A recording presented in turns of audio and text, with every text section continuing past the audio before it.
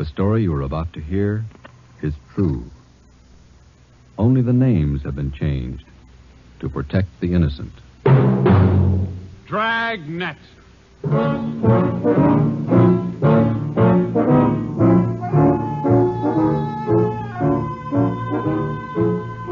Dragnet, the documented drama of an actual crime, investigated and solved by the men who unrelentingly stand watch on the security of your home, your family, and your life. For the next 30 minutes, in cooperation with the Los Angeles Police Department, you will travel step by step on the side of the law through an actual case from official police files, from beginning to end, from crime to punishment. This is the story of your police force in action. Dragnet.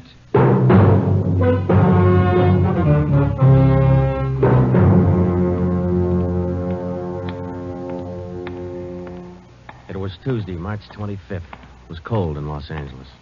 We were working the night watch out of homicide. Detectives in Los Angeles work in pairs. My partner's Ben Romero. He's a sergeant, so am I. My name's Friday. The boss is Ed Backstrand, chief of detectives. I was on the way back from the record bureau, and it was 13 minutes past 11 when I got to room 42. Homicide. That's a hot shot. Somebody grab it. I got it, Ed. At 1245 East Doheny Street, 1, 2, 4, 5. 2 officers shot. At 1245 East Doheny Doheny Street, Street. 2 officers Shot. What have you got, Friday? Read it. 2 officers shot. Where's Romero? Right here, Skipper. Okay, you've got one to roll on. Get going.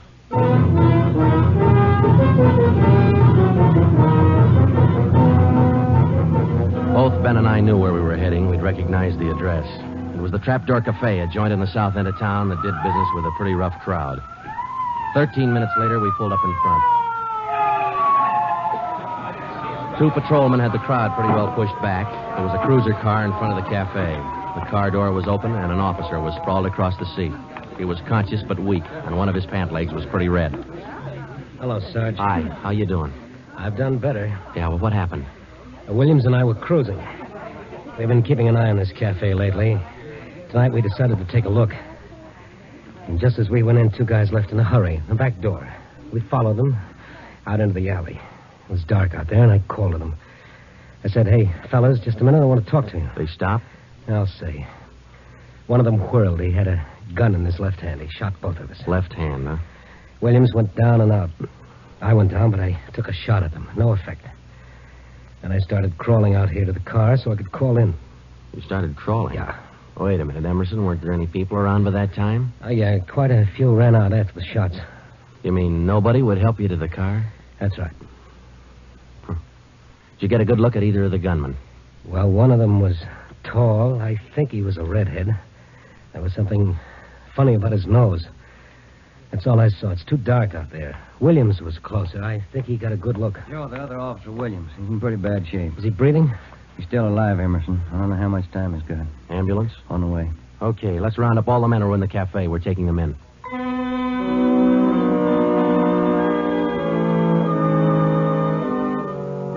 We took all the men back to the city hall. There were 23 in the Trapdoor Cafe at the time of the shooting.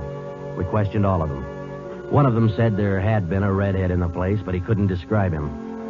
Ben and I left the interrogation room, and we went back to the squad room. Friday, Romero. Got a minute? Yeah, Ed. Come on, Ben. Sit down. Okay. You get anything from those people you questioned? Nothing we could use. How's Williams? Pretty bad. When do they operate? As soon as he comes out of shot. Probably in the morning. You boys will be there. Yeah, we will. When the surgeon digs that slug out, get it and mark it for evidence. Yeah. Skipper, them 2 men shot without asking any questions. They must be hot. Yeah. Same thing occurred to me. When we get that slug, the ballistics can tell us whether that gun's been used on other jobs. We got enough of their modus operandi to have the statistician give us a run-through on the IBM now. One of them is left-handed, and he shoots quick. Okay, be in surgery tomorrow morning at 9.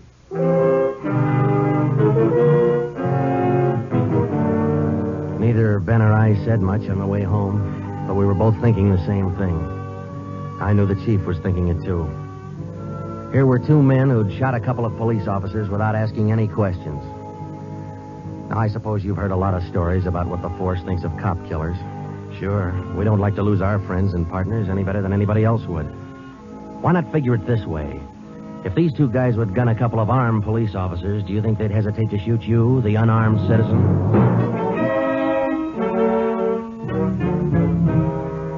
The next morning at 9 o'clock, Ben and I had scrubbed up and we were in surgery. Williams was on the table. The surgeon started in. A lot of minutes later, he got the slug.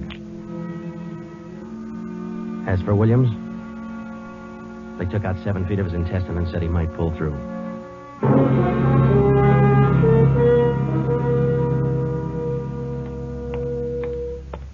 Joe, here's the report from ballistics. The slug they took out of Williams come from a .44 Smith Wesson. The same gun was used in a liquor store killing about a month ago. You call the statistician? Yeah, She's running all the cards on previous shooting through the IBM machine. She ought to be through about now. Let's take a look. Okay, come on. Hi, Helen. Just a second. Okay.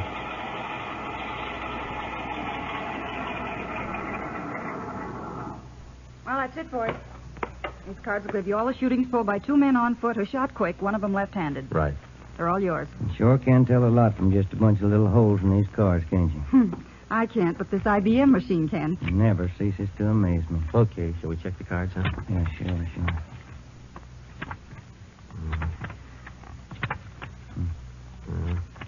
Wait a minute, Ben. Here we are. Huh? Yeah.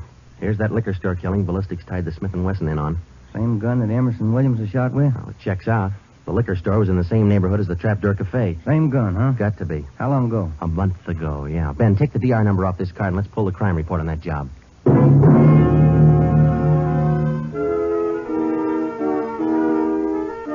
We pulled the crime report out of the files. It said that there was only one witness to that liquor store killing a month ago. That witness was a woman. Miss Forbes, I'm sorry to disturb you like this, but we'd like to ask some questions about that liquor store killing you witness a little over a month ago. Well, I told the police everything I knew about it then. Yeah, we know, but maybe you wouldn't mind telling us again, huh? Oh.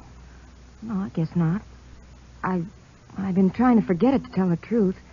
It was pretty terrible, and I really didn't see so very much because I was awful scared. I understand. But try to describe again just what happened, will you? Well, it was about 10 o'clock at night.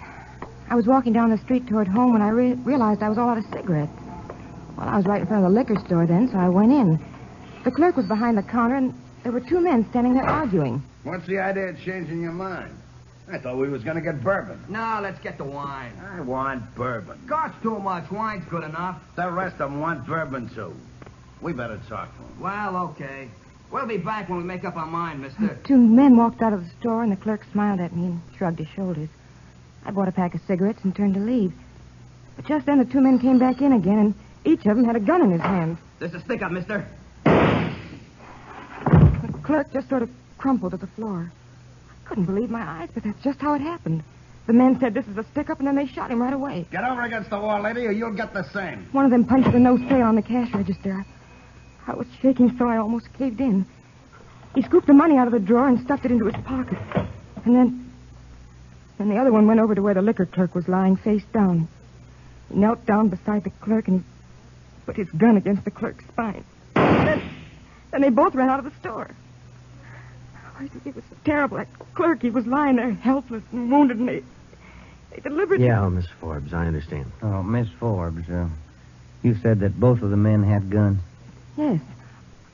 One of the guns was black, and the other was sort of fancy looking. What do you mean, Miss Forbes? Well, it was real shiny. Nickel-plated? I wouldn't know about that, but it was shiny. There were 2 guns, huh? Yes. Well, now about the men themselves. Well, I was so scared their faces just didn't register with me. The one who shot the clerk in the back was sort of stocky.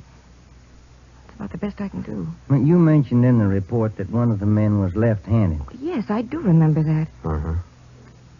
Look, Miss Forbes, this is very important to us. One of the men was a redhead? Redhead? Why, no, I didn't see any redhead.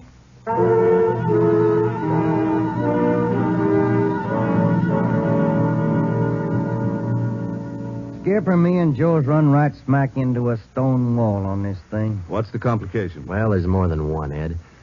In the first place, we know that the .44 Smith & Wesson was used in both shootings. But the descriptions of the men involved don't check. Police officer Emerson said he thought the man that shot him and Williams outside the Trapdoor Cafe was a tall, left-handed redhead.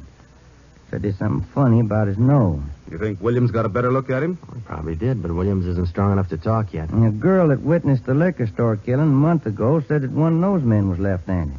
But she said neither of them was a redhead. And on top of all that, now we've got 2 guns to worry about. The girl mentioned 2 guns, so we checked the autopsy report on that liquor clerk.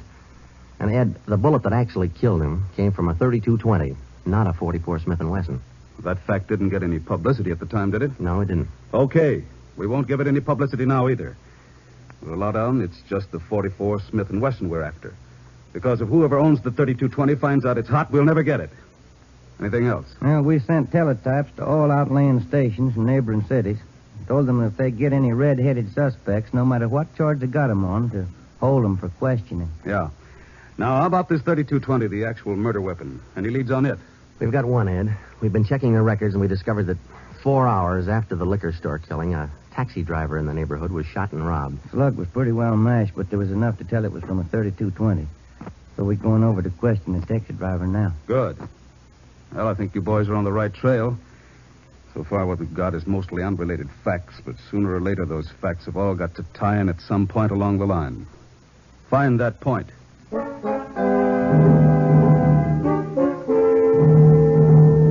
find the point.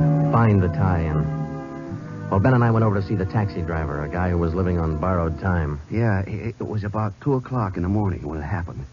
I got a call to pick up a fare near 105th and Avalon, you know. Yeah. Mm-hmm. Well, I got there. Somebody came over, pulled open my cab door, and said, "This is a stick-up." Then blew it. He let me have it. Just like that, huh? Yeah, just like that. Same deal as others, Joe. Itchy trigger finger. Yeah. Did you get any kind of a look at the fella? Look, no, it's too dark. Uh-huh. Hey, according to the report, you got shot in the chest. Yeah, that's right. Oh, you're maybe wondering how come I'm still alive, huh? I'll tell you, pal, it's like something you'd see in a bad movie, you know? I'm carrying a few silver dollars with me, 9 of them to be exact. So I decided to stick them in my breast pocket. Well, mister, that just saved my life. The slug hit them silver dollars. It's one for the book, huh? Yeah, you said it. Well, thanks very much. Say, incidentally, we had a little trouble finding you today. You weren't at the stand you operated out of last month. Well, look, I'm not only not at my usual stand, I'm not driving a hack no more. Oh? Look, after what happened, are you kidding? No, I don't want to push my luck any further than it's been pushed. Yeah, I figure I had it, you know?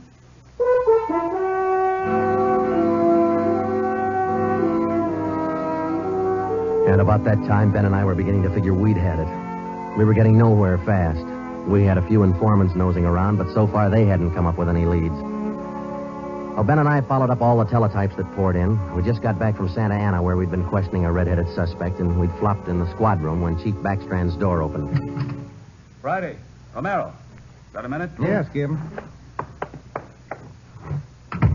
Any luck with the Santa Ana Redheads? No, none at all. I guess you haven't heard the latest. We just now got back in town, Skipper. Early this morning, another cab driver got shot. What? Yeah. Man came up to his taxi, opened the door, said, "This is a stick-up," and shot him. Bullet went through one leg and into the other, but the driver managed to start his cab and drove over to a cafe. He called in from there. Boys recovered the slug? Yeah.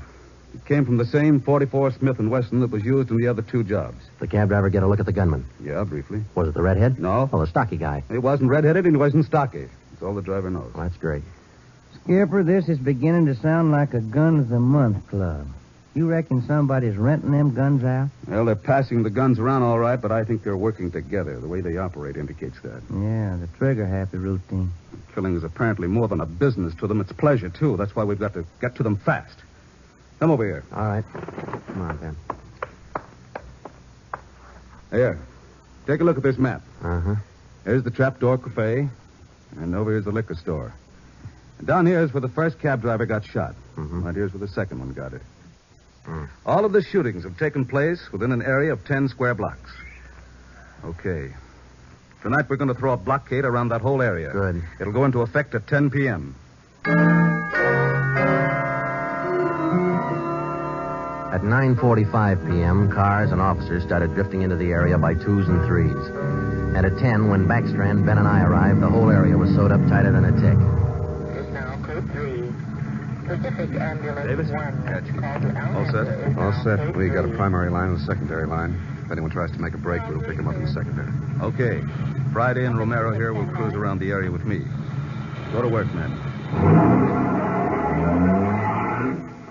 Every car in the area was shaken down. The same process was also followed on all persons on foot. The blockade went on all night. By the end of that time, we'd brought in 217 suspects. 26 of them were redheads. What's your name? Henry Wagner. Where do you work? Lumberyard. Which one? First star. What time did you get through work last night? About 6, I guess. What'd you do then? Had some dinner. Where? Harry's Grill. Then what? Shot a little pool. Look, I tell you, I ain't done nothing.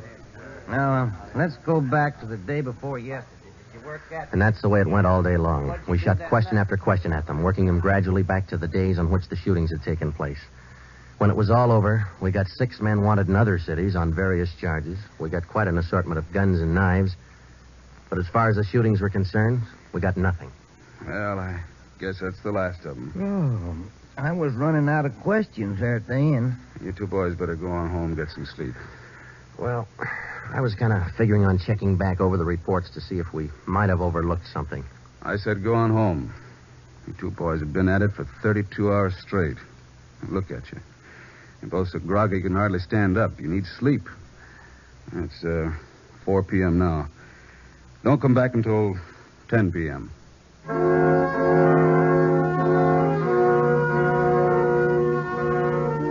When I walked into the squad room at 10, Ben was already there. An informant had just phoned in a new lead. He told Ben he'd heard about a gang that had been hanging out down around the DeVere bungalow court in the south end of town. We knew that the DeVere was close to the Trapdoor Cafe, so we went over to talk to the manager. Joe, I've been meaning to ask you. You checked on how Williams is getting along? Yeah, I did. I called the hospital this afternoon. It's going to be all right. Oh, that's fine. Well, here we are. Yeah, manager's office. Still got a light on. Yeah? I'm Sergeant Friday, police. This is Sergeant Romero. Yeah? We'd like a little information. Why, sure. Come in. Thank you. What can I do for you? Well, did you hear anything about a gang that hangs out down around here anywhere? Gang? Why, no. How about your tenants here? Any of them ever been in trouble, to your knowledge? No. This ain't exactly the best neighborhood in town, but we try to keep things under control. Once in a while, one of them will get out of line, but when that happens, we heave them out of here. You heaved anybody out lately? Yeah, I did. Fellow and his wife a few weeks ago. They had a fight in one of the bungalows. She took a shot at him, but she missed. Party by the name of Stuba, Carl Stuba. What did this Stuba look like? Oh, sort of tall, skinny. Was he a redhead? No. Now, we'd like to take a look at that bungalow that he lived in. Sure. Help yourselves. Down the end there, number 5. Still vacant.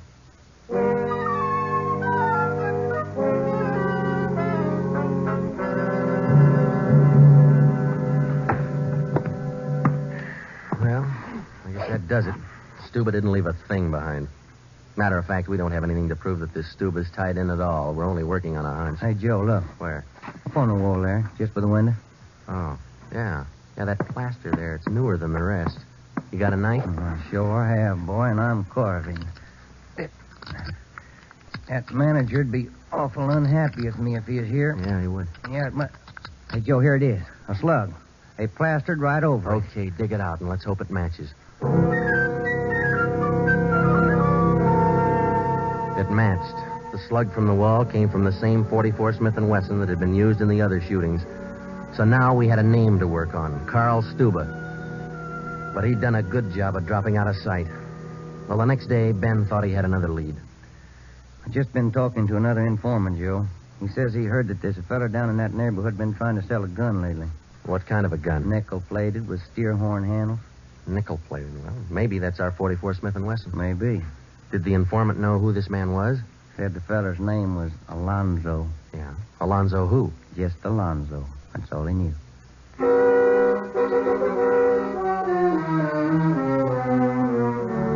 So now we had 2 names, Stuba and Alonzo, but no men to go with them. So we went back to making the rounds of the substations, interviewing red-headed suspects. We took a few of them to Williams, who was home from the hospital by now, but he couldn't identify any of them as the man who shot him. Still, we kept checking. Finally, we got around to the 77th Street station. We questioned the suspects they were holding there, and we just started to leave when one of the officers called us. Hey, Sarge, we're holding somebody else you might want to look at. Redhead? No. What's the charge? Suspicion of burglary. Small job. Oh, I don't know. What do you think, Ben? What's special about him? He lives in the same neighborhood where those shootings took place. All right. Where you got him? Down here. Did he admit anything? No. He's pretty surly. Here we are. Thanks. Hi. What do you want? I'm Sergeant Friday. This is Sergeant Romero. We'd like to ask you a few questions. Look, I already told the other cops all I know. I didn't steal no radio from that jerk. What's your name? We've been through all that once. Come on, what's your name? Jackson. Alonzo Jackson. Alonzo. I looked at Ben, and Ben looked at me. This could be the Alonzo who'd been trying to peddle that Smith & Wesson. Ben and I both knew here was one suspect we'd have to be real careful with.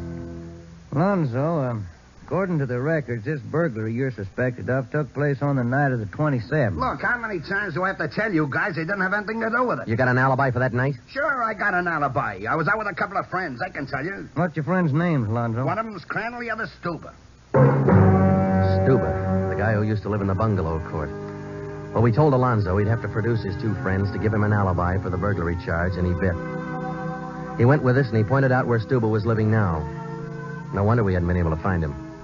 There was a little shack at the back of a lot behind two houses. We thought it was a chicken coop at first.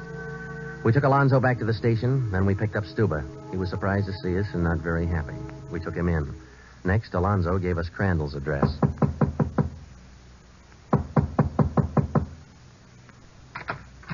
Yeah? Mr. Crandall in? No. Will he be back soon? I don't know. Who are you? Sergeant Friday, Sergeant Romero, police. What do you want with him? Oh, nothing important, lady. We just wanted him as a witness. Oh. Well, I don't know just when he'll be back. Probably an hour or two. Okay, thanks.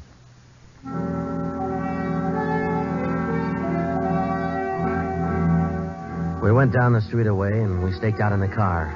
We sat there for about 5 hours, and then Ben nudged me in the ribs. Hey, Joe. Huh? Joe, take a look. Coming along the sidewalk.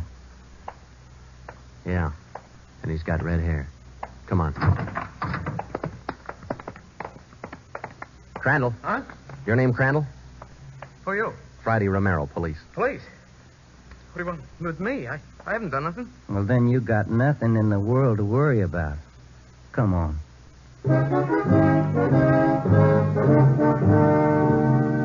We questioned Crandall for an hour, but he wouldn't give an inch. Denied everything. Then we put him in a car, and we drove over to Officer Williams' house. I left Ben in the living room with Crandall, while I went in Williams' bedroom. Hello, Sarge. Hi, Williams. How you doing? A little better, I think. That's fine. Look, we've got another redhead outside. Bring him in. Okay. All right, Crandall, come on in here. Who's in there? Why'd you bring me over here? Come on in here.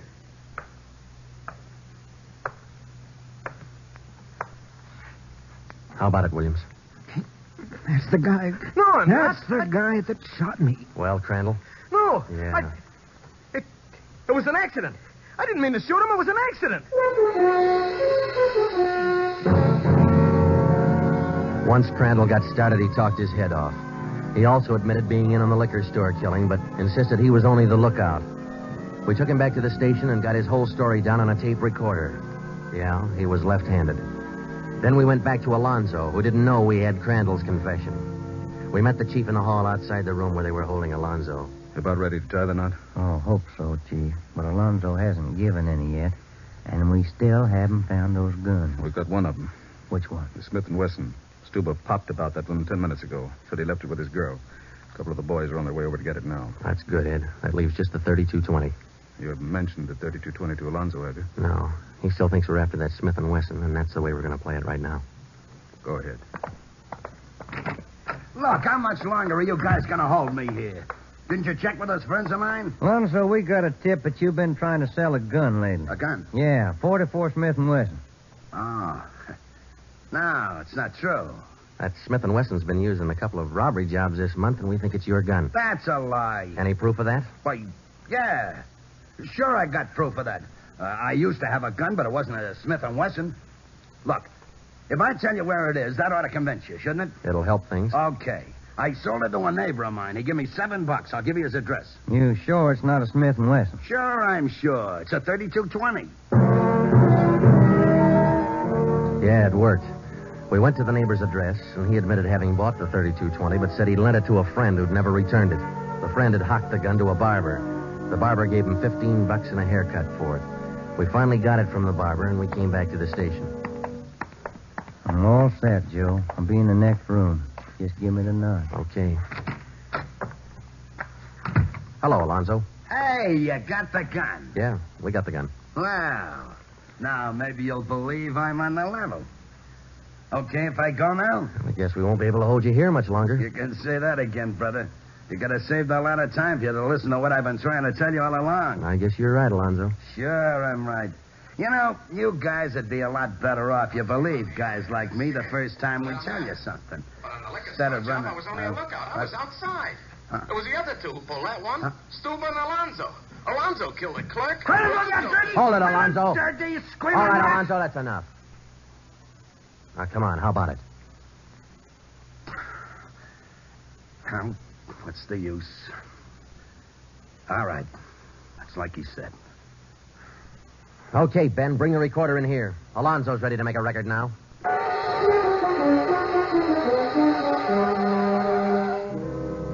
By playing back Crandall's statement that we'd recorded earlier, we got a full confession from Alonzo.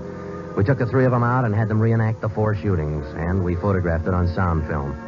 Crandall, the redhead, was the one who'd shot the 2 police officers, but he was only the lookout for the liquor store killing, which explains why the girl witness didn't see him in the store. Stuba and Alonzo were the ones who pulled that job. And Alonzo, the worst of the bunch, was the one who put the 3220 against the spine of the wounded clerk. The 3 of them took turns at shooting the cab drivers and robbing them. That accounted for the mixed-up descriptions, including all that left-handed business. 2 of the 3 suspects happened to be left-handed. Well, that was the crop. Crandall, Alonzo, Stuba. 4 shootings, 3 robberies, 4 attempted murders, 1 murder. The 3 men were tried and convicted. They're all in the state penitentiary. Crandall's there for life. Alonzo and Stuba, they'll be executed next week. File it, will you, Ben?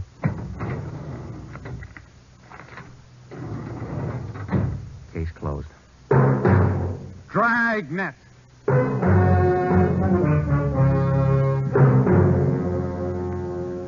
The story you have just heard was true. Only the names were changed to protect the innocent.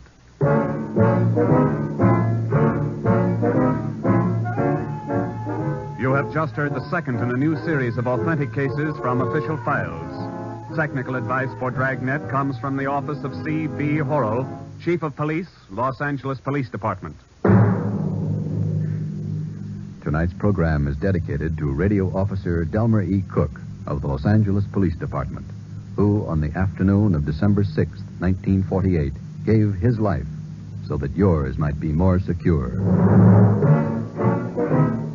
Dragnet came to you from Los Angeles. This is NBC, the national broadcasting company.